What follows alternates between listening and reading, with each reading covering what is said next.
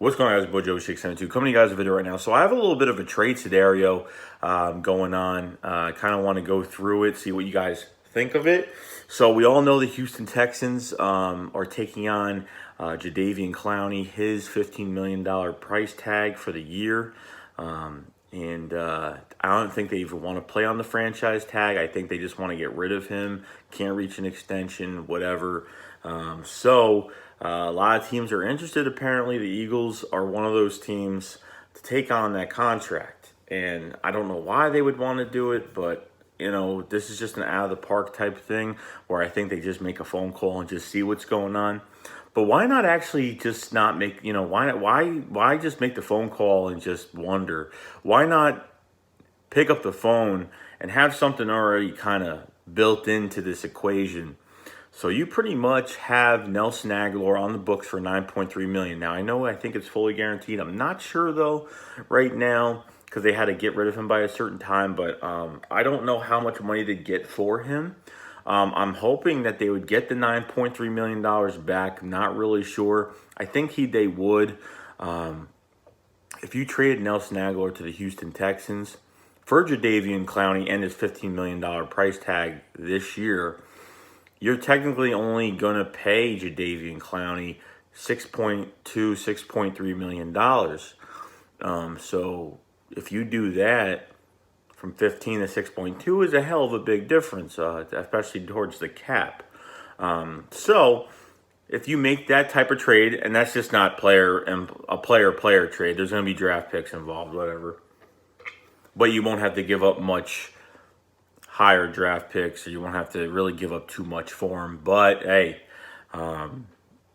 Nelly for Jadeveon Clowney, I'm just discussing it. This doesn't mean I agree with it. I don't agree with it. This is just an idea. This is just an idea.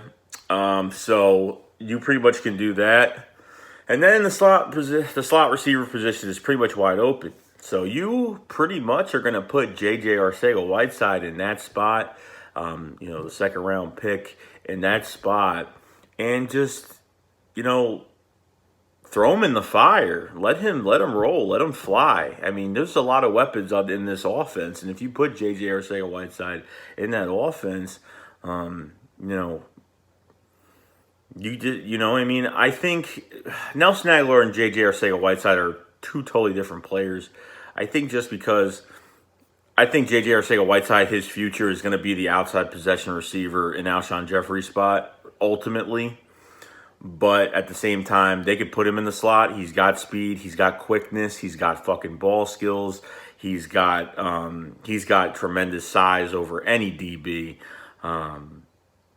And I think Nelson Agholor just has more explosiveness, maybe just a little bit. He's smaller than him, of course, but he's got more explosiveness, more deep threat explosiveness. I know people are like, well, J.J. Arcega-Whiteside caught deep passes at Stanford.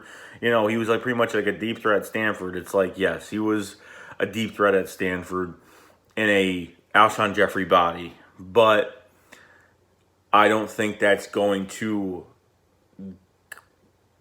translate to the NFL too much. I think he could pass by people, but I don't think he's got burner speed, if that's what you're trying to say. So I kind of just been looking at that. So you could put J.J. Arcega-Whiteside in that slot receiver spot if you want to, but just an idea of a trade. Eagles acquiring Jadeveon Clowney and pretty much trading Nelson Agholor, freeing up to $9.3 million, and then pretty much, you can tell me if I'm wrong, because with all the money and what's going on with that right now with the Nelson Agholor cap hit right now.